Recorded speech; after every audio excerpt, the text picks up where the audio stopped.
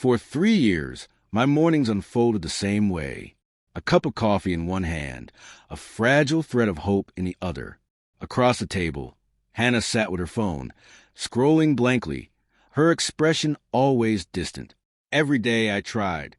I'd reach across the space for her hand, ask how she slept, tell her how much I missed the way she used to look at me like I was the only man in the world.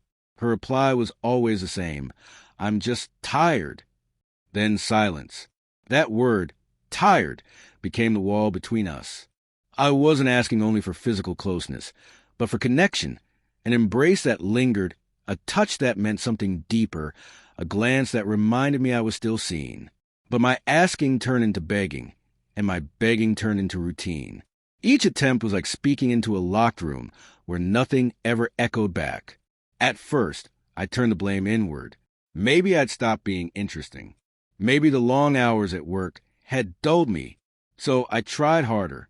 Date nights, small surprises, cooking her favorite meals, even folding the laundry exactly the way she preferred. I thought effort could breathe life back into us. But every gesture was brushed aside, or worse, met with irritation. Stop trying so hard, David. You're pressuring me. That single word, pressured, cut me open.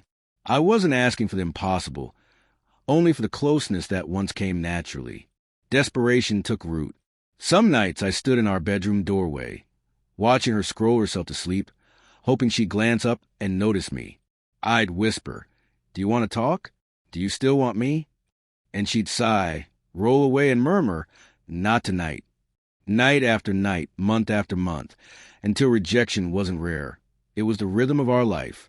She never knew what each refusal carved out of me. I stopped feeling like her husband and started feeling like a stranger in my own home. The house smelled like her perfume, rang with her laughter when she spoke with friends. But for me, there was only silence. Then one morning, something inside me shifted. Maybe it broke. Maybe it finally healed. I still don't know. But across the table, when I looked at her with that phone in her hand, I didn't reach out. I didn't beg. I didn't try. And that silence changed everything. It sat heavy between us, a stranger at the breakfast table. Hannah noticed instantly, though she pretended she didn't. She scrolled, sipped her coffee, waiting for me to resume the ritual she had grown accustomed to. But I didn't. I rinsed my mug, set it down, and left for work without a word. That night she asked casually, "Rough day?" I shrugged. Not really. No begging. No reaching. I slept on my side of the bed, facing the wall. For the first time in years, it was her who lay in the silence. By the third day, something shifted. At breakfast, she set her phone down. "You've been quiet lately." Her tone wasn't irritated. It was uneasy. I smiled politely. "I just don't want to pressure you anymore." Then I returned to my toast. I could feel her eyes on me, the weight of my absence pressing harder than all my efforts ever had. By week's end, Hannah's certainty had cracked. She lingered nearby while I worked. She suggested a movie night. She reached for my hand during a drive, something she hadn't done in years. And when I didn't react with the hunger she was used to, when I didn't light up like a starving man given scraps, I saw a panic flicker in her eyes. The irony was brutal. The closeness I had begged for every day only returned once I stopped asking. She had mistaken my patience for complacency, my persistence for weakness.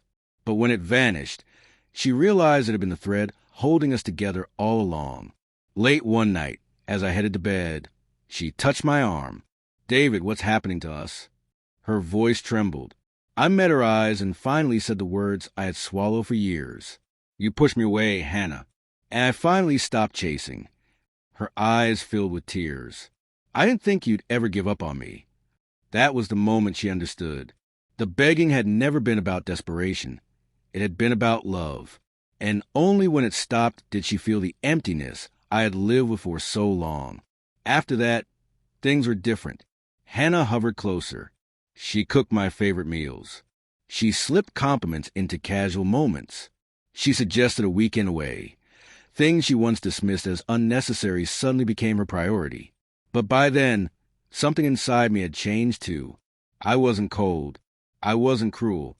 But I wasn't desperate anymore either. I had learned how to live without her affection, and she could sense it. The balance had shifted. One evening, she crawled into bed, whispering, "I miss us." For the first time in years, she reached for me, her kiss hesitant, as though afraid I would pull back. And in that moment, I realized she wasn't just missing me. She was afraid of losing me. I didn't rush.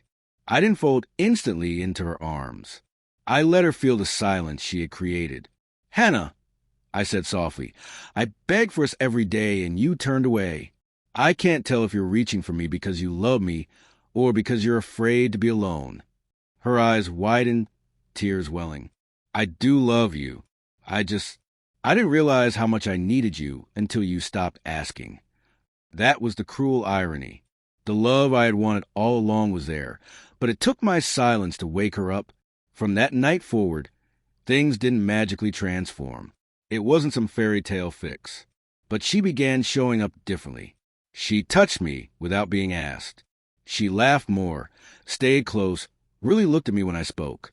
For the first time in years, I felt chosen again.